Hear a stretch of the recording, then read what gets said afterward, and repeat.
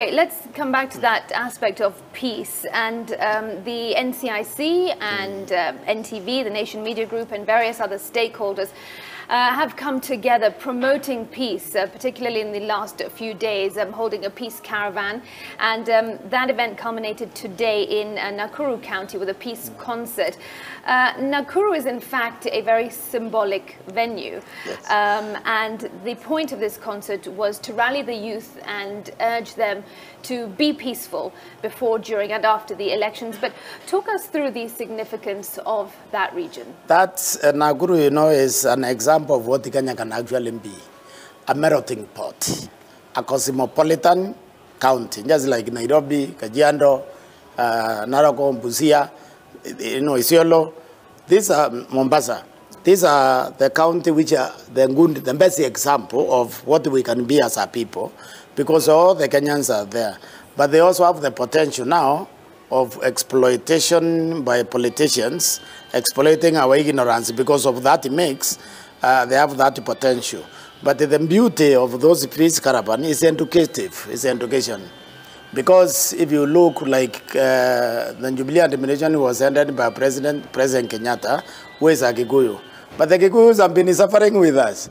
You don't go to the market and find on this corner the cheaper food, and this one can only be imported by Kikuyus, go the president of Kikuyu. You don't find that. Yeah. We are just suffering the same bad policy of the government. So the peace caravans, the peace education by NCIC, the media, it goes a long way in explaining this to the people of Kenya so that they are not reactive, so that they also need to trust our institutions. Because we set up the IBC to be our referee. We need to trust what the IBC tells us. Those who don't trust that, then we have the courts, so that we can avoid the business of the streets. Because it's always the innocent who suffer in those positions. You see, either Raila or Ruto cause the demonstrations, you will never reach him.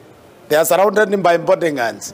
You go there, you will expose yourself to bullet, to tear gas. So this peace education, because that's what it is crucial at this stage to explain to these people that we have methods for dispute resolution. You are dissatisfied, court. You go to court. You don't cause. You don't cause unless if the court then is dissolved.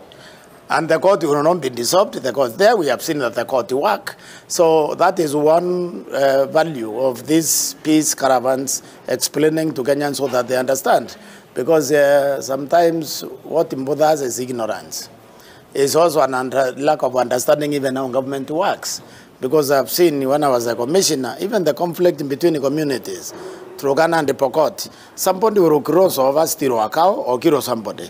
Instead of telling the police, reporting to the police, allowing the police to do investigations, make an arrest and prosecute, you imagine that the entire community is the one which committed the crime. Yeah. Crime commission is individual. So this is peace education. Part of it is to enlighten people on government works. But do you think that this kind of education and this messaging is indeed penetrating into the minds of Kenyans? Because when you look around, and you've just touched on it, Kenyans are frustrated. They are impatient in the sense that they have been patient for a long time, but the cost of living is making a lot of people very desperate. Yes. Yes, I agree. The frustration people to understand is because of poor governmental policies. One of the things in Jubilee, overpromised and underdelivered.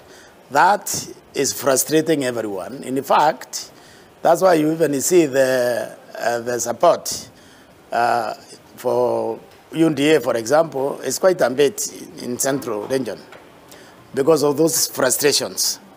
Of course, it's diminishing now, but it has always been fairly higher than other places. The reason is this is the most educated bloc, voting bloc. And because they are most educated, they can evaluate government policies. And they have not performed. So even if they wouldn't be voted apart for sure, because of the same frustration. And that's why these politicians, they need to understand that the best leader is the one who gives people hope. And it tells them that there will be peace also, because we know we can't develop without peace. We also know that we can't do anything actually without peace. So the one who comes with a peaceable message, and a message that there will be a better tomorrow, That is the leader we are looking for.